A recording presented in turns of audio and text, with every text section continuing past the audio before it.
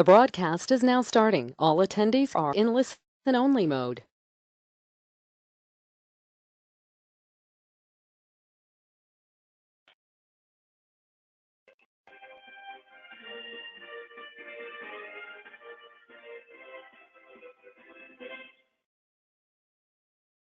Good afternoon, and welcome to today's episode of Leadership Talks. Leadership Talks is a weekly program, Thursdays at 12:30 p.m. Eastern Time, and it's simply a 20-minute Q&A with industry leaders to get their point of view and perspective on the industry. One housekeeping note, please know that questions will be answered after the event via email due to the time constraints. So with that said, I'd like to introduce today's leader, Bill Bozeman, President and CEO of PSA Security Network. Welcome, Bill. Thanks for joining us. Yeah, thanks, Tim. Glad to be here. So I got a couple questions here for you, Bill. The program's called Leadership Talks.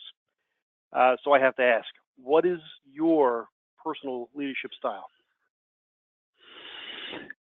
Well, it's been a long time, right? And things develop over the years. I would say that a few key things. Number one is identifying what the issues are. And that's part of being a leader, is knowing what the issues are, and gathering the data, gathering the information. Then making a decision. That decision often includes other people. And then, of course, following up, see if the decision that you made good sense and if it has to be modified. So really, leadership's all about being able to make an intelligent decision that you're correct on the majority of the time. And I think if you can follow those simple rules, it works. Cool. I understand somebody has called you an old sage. Now, I'm not going to get into that story, but I do want to ask you that, how have you changed as the times have changed? The technology has changed. The industry has clearly changed, even in the last 5 years. So what can you say about yourself and how you changed during that evolution? Well, I think that's the most fun, really. I mean, if I was doing what I did when I joined the industry in 1979, first of all, I wouldn't be here. I wouldn't be in the industry. So I think that's the most, the most important part of my position as CEO of PSA is working with others to position the company correctly for success. And in order to position the company, you really have to know what's going on. So I take a lot of interest in what's going on in the industry, who's doing what. I have quite a few conversations on a daily basis with really smart people, many of them leaders of other companies, to come up with a good strategy. So that's the fun part. That's the fun part, is the change. I think if everything was exactly the same, it would get boring, and it would lead to stagnation and so on and so forth. So I have no issues with change. I'm very comfortable with it, and frankly, that's my job, to push change through at PSA. Also, I kind of agree. So what is, tell me about PSA Security, a brief history, what its mission is, and what its culture, what its culture is like. Well, I mean, a lot of people say that PSA is unique. You hear this a lot, right? My company's unique. I'm unique. Of course. PSA really is in that, the company is owned by systems integrators, and that, I think you would agree, is unique. That's written into our bylaws, that, you must be a systems integrator to take part in the organization and to be an equity partner. So that in itself leads things to be completely different than maybe a traditional, type C corporation where, it's all about profitability, growth, this type of thing. So our mission, our vision is just to become the most important partner that our integrators have. We had better be, because they own us. Right. And to provide this host of services and tools to make sure that they become as successful as they can be. It's simple, but that's it. Oh, what are those services and tools? Quickly, just run through them if you can. Oh gosh, it runs the gamut, really. I'm sure it does. Yeah. Oftentimes people think it's just a product, and we do have about 80,000 SKUs, but it's much, much more than that. And and if it was just product, once again, I don't think we'd be doing as well as we're doing. So it's services on marketing, it's services on sales. We're very, very active in cybersecurity. We have recently become active in security robotics. the networking is incredible for different levels of systems integrators, for the smaller guys, for the middle-sized guys, and even for the larger guys. And then it's a national deployment program. So really, I could go on and on, but I won't, but it's a whole host of services that are all specifically designed and managed for systems integrators. What do you think, what do you think the systems integrators, what's their biggest challenges today? What do they face? It's changed. That is something that's changed over the years. For quite a few years, we would hear the same thing over and over. Margin. My margin's going down. My margin's going down. We still hear that to a certain extent, but not nearly as much as we hear people. I can't get people. Or how much do I have to pay to get, a qualified, certified technician in an enterprise product? Where can I get good salesmen? I can't hold on to my people. My people are being, recruited constantly. So I would say, I think I can speak somewhat for our niche of systems integration simply because it's all we do, and we support hundreds. So we have a lot of data and information coming into our group. I would say that's 80% of our integrators' top concern. How do I recruit? How do I train? How do I maintain high quality employees? In terms of training, what do you think the industry or the integrators need today, even the dealers? What do they need in terms of training? Is it sales? Is it technical?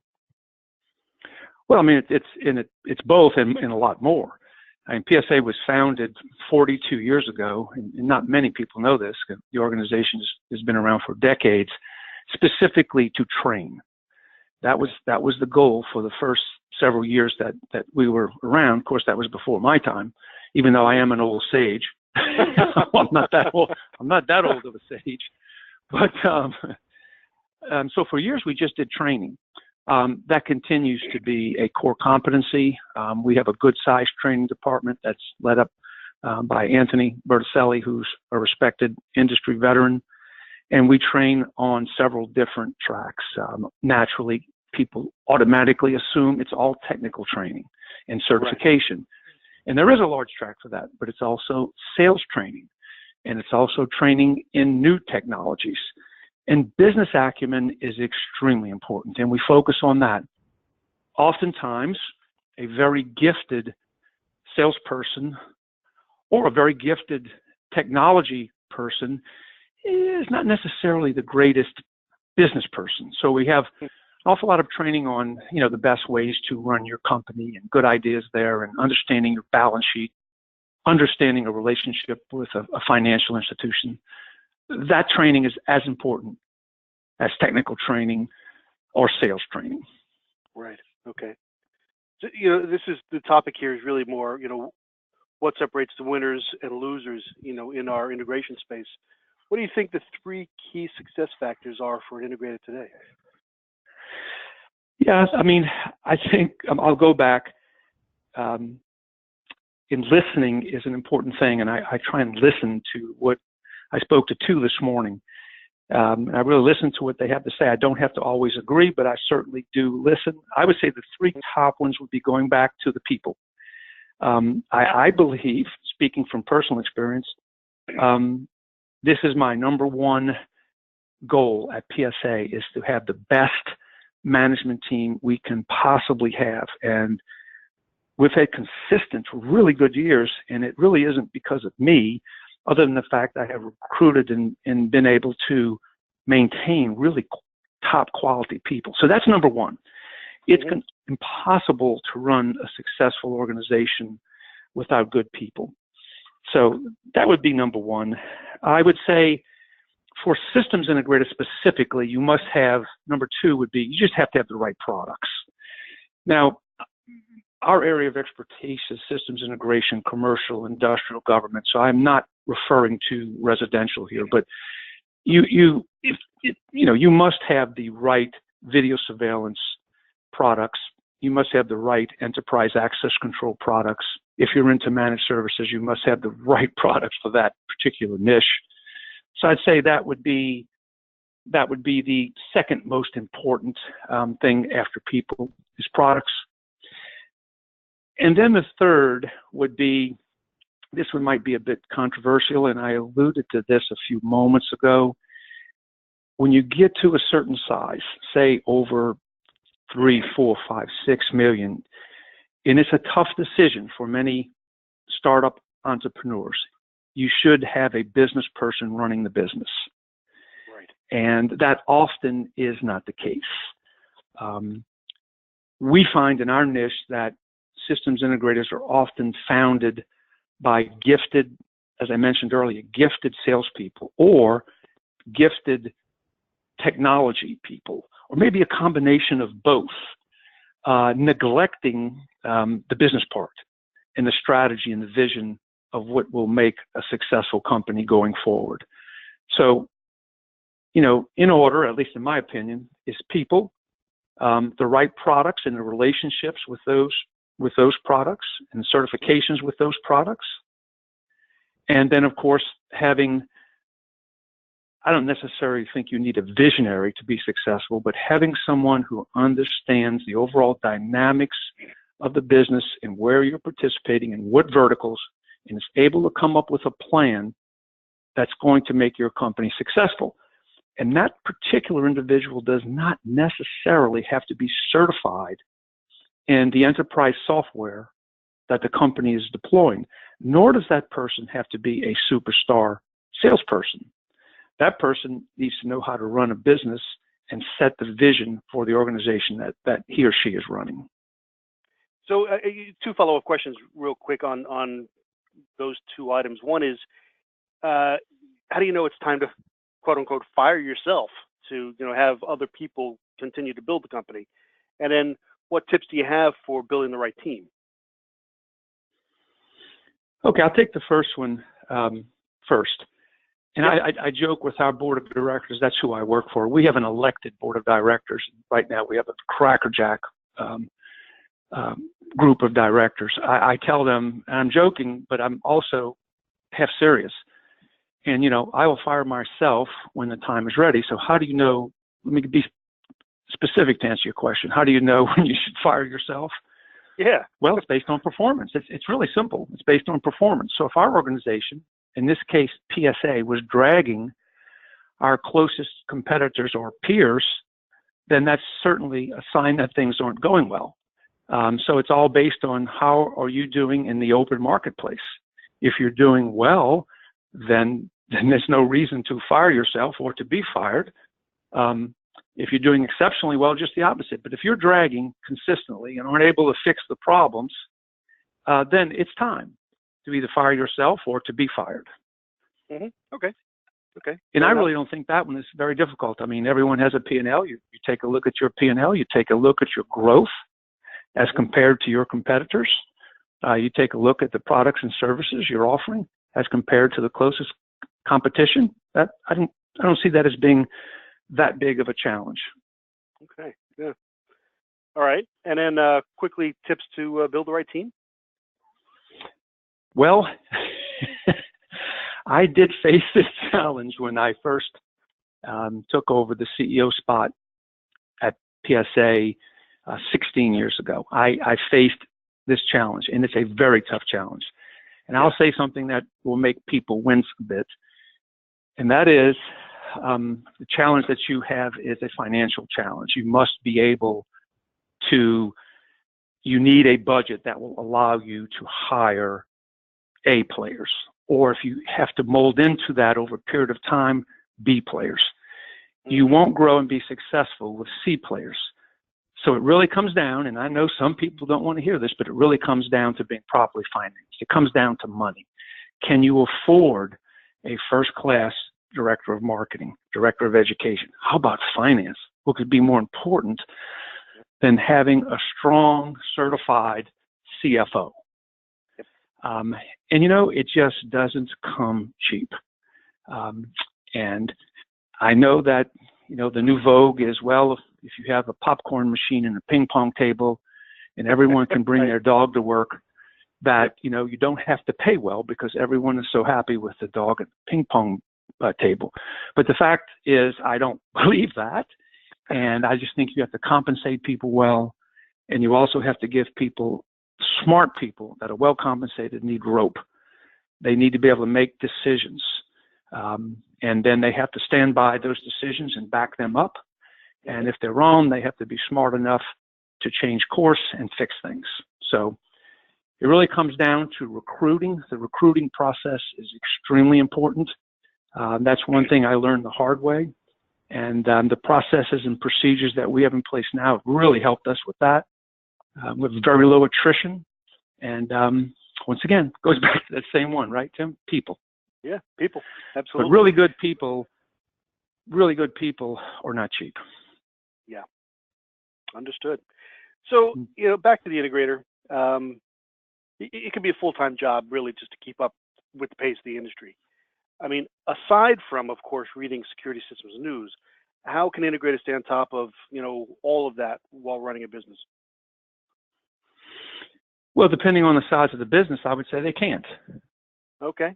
Which is what we discussed, a few moments ago. If you have a really small business, let's just, pick a number. If you have a $1 million business, in our niche, that's a very small business. Possibly you can have the skill set where you can do the system engineering, and the deployment, the installation, and the service. And at the same time, you're the guy who sold the system. If you're running a very small company, that may be possible. But what I have seen over the years is there are hurdles and tiers that integrators reach. 3 million is one, 6 million is another, 10 million, 25 million. The same thing has happened with PSA, where you need to restructure things to the revenue that you're doing and, to provide the right support for an organization as it grows.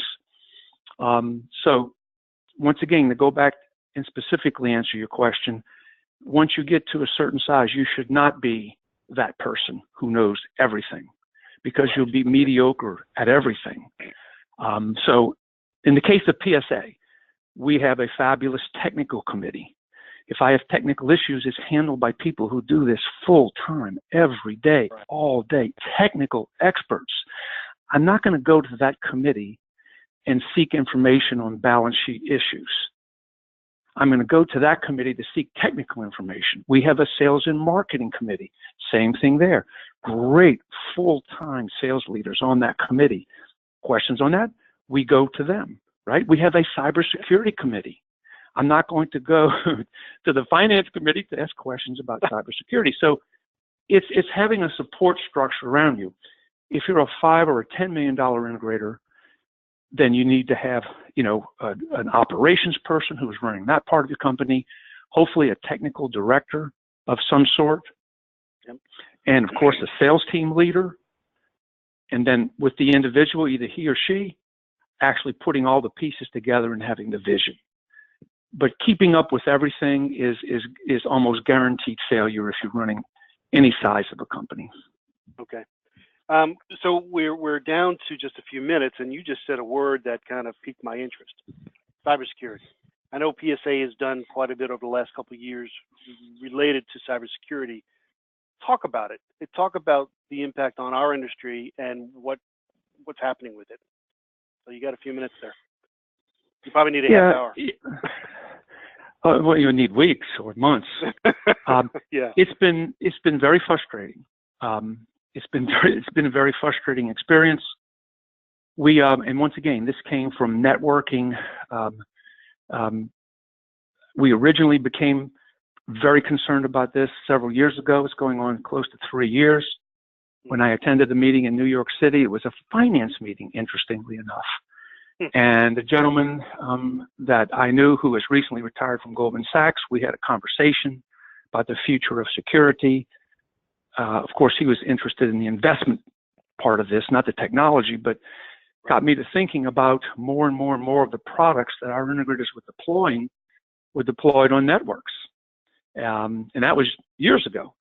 And what a problem and what an issue this was going to be. So I didn't look at this as a potential investor in a cybersecurity company like the fellow from Goldman. I looked at this as how it might impact our integrators who are deploying products that the products aren't ready, the products aren't protected, and the integrators, frankly, at the time were ill-prepared to assist in ill-prepared and potentially even the creator of a problem.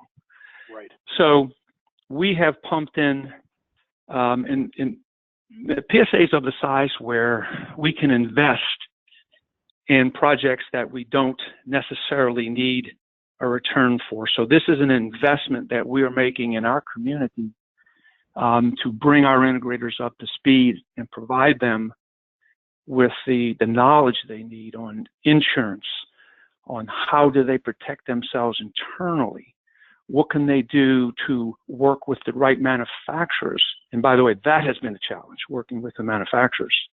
To not to assure, because you can't assure, but to do the best job they possibly can for the end user, to make sure that they're not part of the problem, they're part of the solution. So many integrators are very concerned about this. They see it as a huge threat, and it is. And there are a handful of integrators. I spent half my day yesterday with cybersecurity professionals and the cybersecurity committee at PSA. There are a handful of really smart integrators. And by the way, you don't have to be a giant integrator.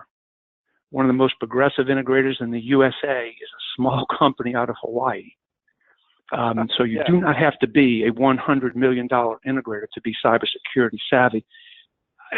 I tell that to our smaller integrators. They're using this as an excuse. I'm too small. No, you're not. You're too lazy, or you're not structured correctly, because you need to address this. I have a lot of passion for this because I feel it's a deal maker, it's a company maker, and it's a company breaker.